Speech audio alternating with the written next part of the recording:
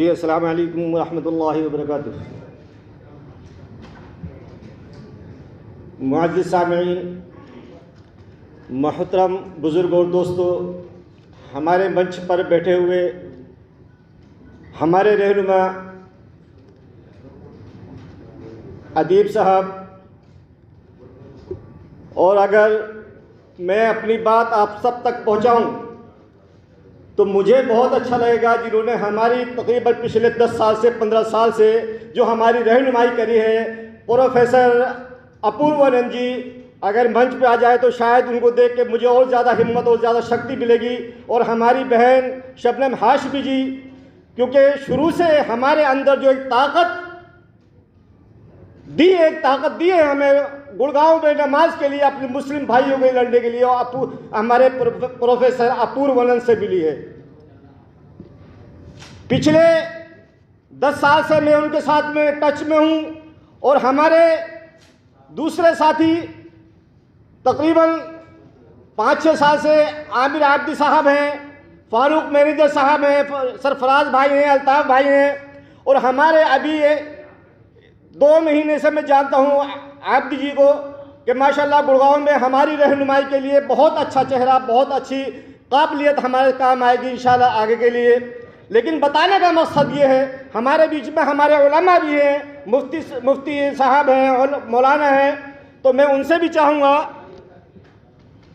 कि दुआ करें कि हमारा आगे कोई रास्ता खैर का निकल आए। बहरहाल मैं मुद्दे पे आता हूँ। मुअज़्ज़िज़ सामिईन, मैं 77 से गुड़गांव में रहता हूँ और गुड़गांव को बहुत बारीकी से जानता हूँ कि हम लोगों ने कैसे अपनी जगह बनाई है और कैसे कैसे हमें दुश्वारियाँ आई हैं।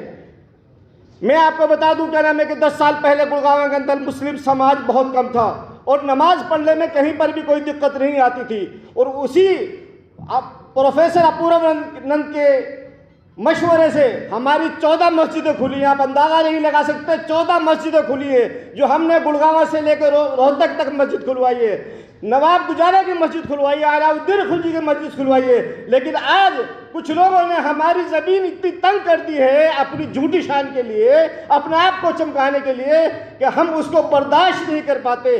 जितने भी यहाँ बुद्धिमान लोग बैठे हैं सभी को पता है गुड़गांव के अंदर क्या पोजीशन है। और हमें जैसे मछली भी पानी के तड़पती है उस तरीके से तड़पाया जा रहा है। तो मैं अभी सब जितने बुद्धिमान और हमें मैं अपने जज्बात में भूल गया, हमारी बहन जो हम सईद हमीद जी में हैं, उनका भी मैं स्वागत करता हूँ और माफ़ी चाहता हूँ, क्या नाम है कि मैं आपका नाम लेना भूल गया था। और हमारे बीच में जो दयानंद सिंह जी हैं, दया सिंह जी हैं, उन्होंने हमारी हर कदम पर बड़ी रहनुमाई करी है। और गुड़गांव में रहकर हमें, और ऐसे प्रजापति जी हैं, हमें इनसे बहुत सहारा मिलता है और ऐसे सेकुलर लोगों की हमें ज़रूरत है। ये तो आप जानते ही हैं कि आरएसएस ने हमारी ज़मीन पूरी तरह से तंग कर दी है। बस मैं आप लोगों से ये उम्मीद करना चाहता हूँ कि आप गुड़गांव में आएँ और अपनी आवाज़ को, जैसे फिर दोबारा से मैं अपने प्रोफेसर अपूर्वानंद जी को कहूँगा, क्योंकि 2019 में क्या हुआ था कि हमारी नमाजें सारी बंद कर दी थी। सीएम साहब ने भी ये कह दिया था कि खुले में नमाज नहीं होगी, लेकिन उन्होंने उनको तंग किया और उनको मजबूर कर दिया झुकने के लिए कि आपको ये खुले में नमाज अगर नहीं पढ़वानी है, जो इनकी मसाजिद हैं वो खुलवाइए। उनको मजबूर कर दिया ये कहने में कि हम मस्जिद भी खुलवाएंगे और आप 37 जगहों पर खुले में नमाज भी पढ़ें। ये आप सब जितने भी दानिश्वर लोग बैठे हैं, ये हमारी कहीं ना कहीं मदद करते हैं। मैं आप सब लोगों का शुक्रिया अदा करता हूँ। और ये ये पत्रकार भाई और प्रेस वाले बंधु जितने भी हैं, और आप सबका बहुत बहुत शुक्रिया अदा करता हूँ कि आप सब लोग हमारी बात दुनिया तक पहुँचाएंगे, उन सेकुलर लोगों तक पहुँचाएंगे जो हमारे लिए और हिंदुस्तान के लिए तड़पते हैं। तो हिंदुस्तान को हम एक हरा भरा गुलदस्ता देखना चाहते हैं, उसमें आप सभी दानिश्वरों की ज़रूरत है और आपके मशवरे की ज़रूरत है। बहुत बहुत शुक्रिया। अस्सलाम वालेकुम रहमतुल्लाहि व बरकातुहू। जनाब मोहतरम अदीब साहब, डॉक्टर शिवदासन और दूसरे डॉक्टर अपूर्वानंद और बहुत से साथी आए हुए हैं, और प्रेस के साथियों, गणतंत्र के 70 साल बाद भी अगर आज हमें ये कॉन्स्टिट्यूशन क्लब में बैठ करके कॉन्स्टिट्यूशन को लागू करवाने की गुहार लगाई जा रही है, लगा रहे हैं, तो मेरा ख्याल है इस देश का दुर्भाग्य इससे बढ़कर के कोई और नहीं हो सकता। आज हमें इस क्लब में या ऐसे स्थान पर बैठ करके तो बल्कि ये उम्मीद करनी चाहिए थी कि हम भारत देश के इस कॉन्स्टिट्यूशन को और किस तरह से सशक्त करें और किस तरह से इसको हम ताकत दें। लेकिन आज की जो सत्ता, पिछली सत्ताएं भी बैठी रही हैं हमारे सिर के ऊपर, उन्होंने ही ये जो मुकाम आज हमारे सामने ला करके खड़ा कर दिया है। उन्हीं की वजह से आज हमें यहाँ पर इकट्ठा हो करके और एक we the people of India के कॉन्स्टिट्यूएंट्स, जो सबसे बड़ी माइनॉरिटी की मेजॉरिटी है, उनको यहाँ आकर के इस प्रकार से और ये प्रेस कॉन्फ्रेंस करनी पड़ रही है। दुख होता है इस बात का, जब हम शुरू में पढ़ते आए या देखते आए या खेलते आए जिन लोगों के साथ में, आज उनको और देश के अंदर से अलग थलग करने की जो साजिश, सीधा कहूँ आरएसएस के एजेंडे का ये एक हिस्सा है और ये एक राजनीति है, राजनीति के अलावा और कुछ नहीं है। यूपी में इलेक्शन आ रहे हैं, उन इलेक्शन के मद्देनज़र इन्होंने शुरू किया था मेवात से। मेवात के अंदर धर्म के नाम के ऊपर, जातियों के नाम के ऊपर इन्होंने एक हिंदू महापंचायत के नाम से पंचायत करी, जिसके अंदर खुलेआम लोगों को जो है इन्होंने एक समाज, मुस्लिम समाज को बहुत बुरी तरह से जो है बातें रखी उनके खिलाफ में। उसके बाद दूसरा इन्होंने मेवात में किया, मेवात में भी इसी प्रकार की बातें हुई। हमने इन दोनों केसेस में, मेवात का रहा हो चाहे वो पटौदी, दूसरा इन्होंने पटौदी में किया था गुड़गांव डिस्ट्रिक्ट में, हमने उन दोनों केसेस के अंदर सरकार से एफआईआर करने के लिए लिखित के अंदर हमने रिपोर्ट दाखिल दी। लेकिन जो लोग मेवात में पहले इस तरह की पंचायत करके उसके अंदर खुल्लम खुल्ला धमकियां दे करके बोलते हैं, उनको भारतीय जनता पार्टी के प्रवक्ता बना दिया जाता है। ये क्लियर है, जो जितना उल्टा सीधा काम करेगा उनको जो है भारतीय जनता पार्टी अपने लोगों के सर्वोपरि बना करके सीटों पर बैठाती है। तो ये शरेआम मैं कहना चाहता हूं कि गुड़गांव में जो हो रहा है, जो बंधु इसको सिर पे उठाए घूम रहा है, वो भी पार्टी से निष्कासित किया हुआ व्यक्ति है, वो अपनी जगह ढूंढने की और कोशिश कर रहा है।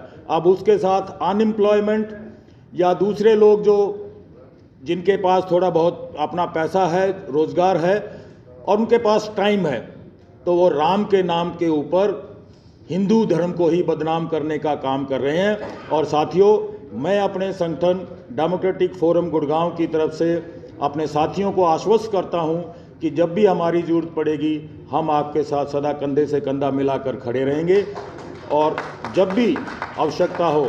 और हम इस बात को, जैसे अभी हमने गुड़गांव में इस चीज़ को उठाया, बेशक हमारी ताकत कम है लेकिन हमने गुड़गांव में उठाया और जब भी ज़रूरत पड़ेगी जो हम इस बातों को और उठाते रहेंगे। इसी के साथ धन्यवाद, शुक्रिया जी। सबको आदाब, अस्सलाम वालेकुम, नमस्कार, सत श्री अकाल।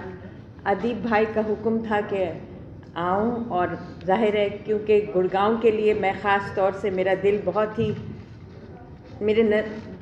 गुड़गांव मेरे दिल के नज़दीक है क्योंकि मेरा वतन भी उसके नेक्स्ट डोर है, यानी पानीपत मेरा वतन है। तो मैं इसलिए भी यहाँ हूँ। और जो अभी अदीब भाई ने कहा और बाकी आपके जो स्पीकर्स हैं, सारी बात उन्होंने खोल के रख दी। बस कभी कभी मुझे भी यह ख्याल आता है कि मैं क्यों हूँ यहाँ और किस लिए हूँ और क्यों मैंने अपनी ज़िंदगी को सोचा कि इस मुल्क में रह के, और शायद यही हमारी शान है, यही हमारे दिल की आवाज़ है।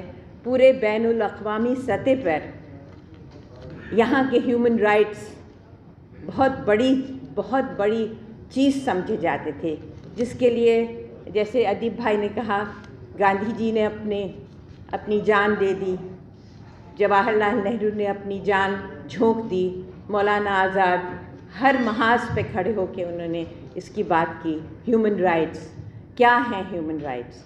और परसों ह्यूमन राइट्स डे पे एक बहुत बड़ा एक मोबिलाइजेशन है कि जिसमें गुड़गांव के मुद्दे से लेके नागालैंड का मुद्दा, क्योंकि ऐसा कहा है ना किसी शायर ने कि सारे जहां का दर्द हमारे जिगर में है।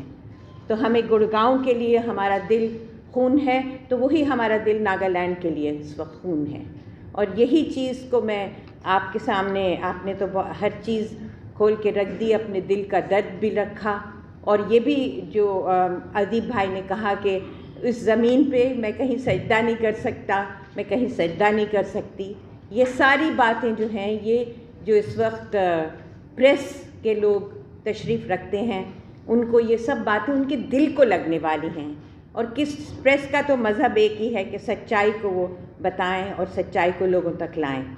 तो मैं मज़ीद ज़्यादा नहीं कहती, बस मेरे एक जद थे, उनका नाम था मौलाना अल्ताफ़ हुसैन हाली। वो मैं उनकी डायरेक्ट डिसेंडेंट हूँ। उनकी 4-5 लाइनों से मैं अपनी बात ख़त्म करती हूँ। मौलाना हाली पानीपत के थे। वो पानीपत में पैदा हुए, पानीपत में दफन हैं। हम भी इस सरज़मीन में पैदा हुए, इसी सरज़मीन में हम दफन होंगे, और यही हमारी ज़िंदगी का शेवा है। तो मौलाना हाली ने ये कहा, और ये सबकी दिल को बात लगेगी, कि तुम अगर चाहते हो मुल्क की खैर, तुम अगर चाहते हो मुल्क की खैर, न किसी हम वतन को समझो गैर। हो मुसलमान उसमें या हिंदू, बौद्ध मज़हब हो या हो सिख बंधु, सबको मीठी निगाह से देखो, समझो आँखों की पुतलियाँ सबको। मुल्क है इत्तेफाक से आबाद, कौम है इत्तेफाक से आज़ाद। मुल्क में इत्तेफाक होता अगर, खाते गैरों की ठोकरें क्यों कर। 150 साल पहले मौलाना हाली ने कहा कि तेरी एक मुश्त खाक के बदले, मुट्ठी भर मिट्टी के बदले, और ये हम सब मुसलमान ये कह रहे हैं कि तेरी एक मुश्त खाक के बदले लूँ न हरगिज़ अगर बहिश्त मिले। ये हमारा सेंटिमेंट था, मगर आज 150 साल बाद क्या वही हमारा सेंटिमेंट है? Gurgaon is a living example of what we are going through. शुक्रिया बहुत।